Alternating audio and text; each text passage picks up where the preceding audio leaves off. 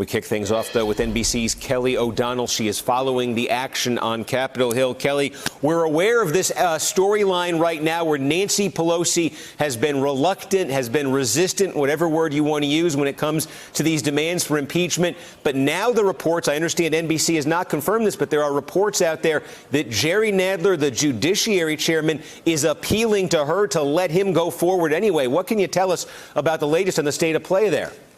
Well, the way it's been characterized to us, Steve, is that the top committee chairs were meeting with the speaker. And so you've got people with long relationships, a lot of time on Capitol Hill, and they're trying to divide up the lanes of power and how to move forward.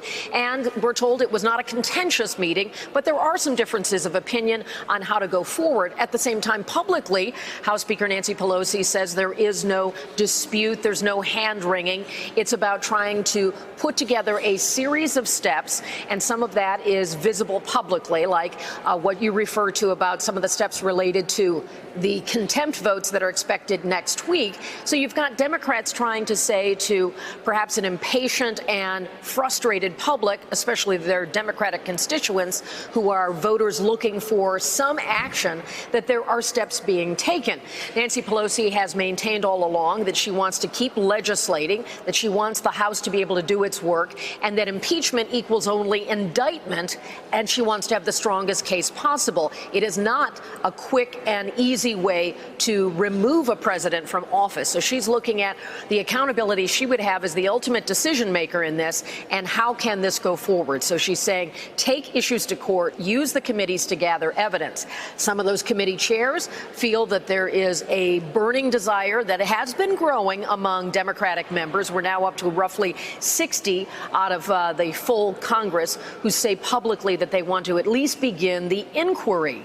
Of course, beginning the inquiry is the start of a long process. You get to hearings, you begin compiling the information.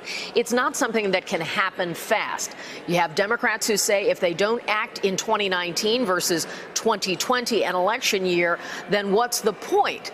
So there is pressure on Nancy Pelosi. She says she's not being influenced by the wider conversation and that there is a plan that they are following. But we'll keep tracking some of these skirmishes that might be right below the surface with differing views on what Democrats need to do. Steve? And Kelly, the other issue, we just alluded to this. At this hour, that deadline that was set by the House Oversight Committee for Wilbur Ross, for the Attorney General Bill Barr to turn over documents on the citizenship question, that deadline is passing as we speak?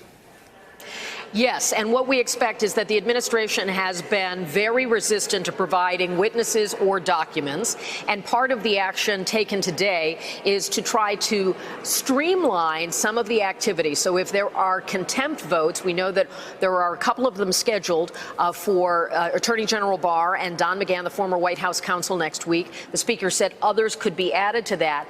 What they want to try to do is find a faster lane to pursue contempt where they see that as being appropriate, to try to get the courts and the process to compel some of these officials to do more. The stonewalling, as Democrats describe it from the White House, is something that they say must be dealt with, so they're trying to use the different levers of power they have. Some of it doesn't feel very satisfying to Democrats step by step, but they're trying to sort of marshal all of their tools, and one of the busiest people around here now will be the general counsel for the House of Representatives. Steve? All right, Kelly O'Donnell there. Busy day, as always, on Capitol Hill. Kelly, thank you for that. Hello, YouTubers. If you're watching this, it means you've checked out our channel, so thank you. Now do me a favor. Subscribe by clicking on that button down there. Click on any of the videos to watch the latest interviews and highlights from MTP Daily and MSNBC. You can get more Meet the Press content every morning in the First Read newsletter. If you're tired of content that you don't know anything about where it came from, you don't have to have that problem with us. NBC News, MSNBC, MTP, and the Meet the Press mindset right here for you on YouTube. Subscribe now.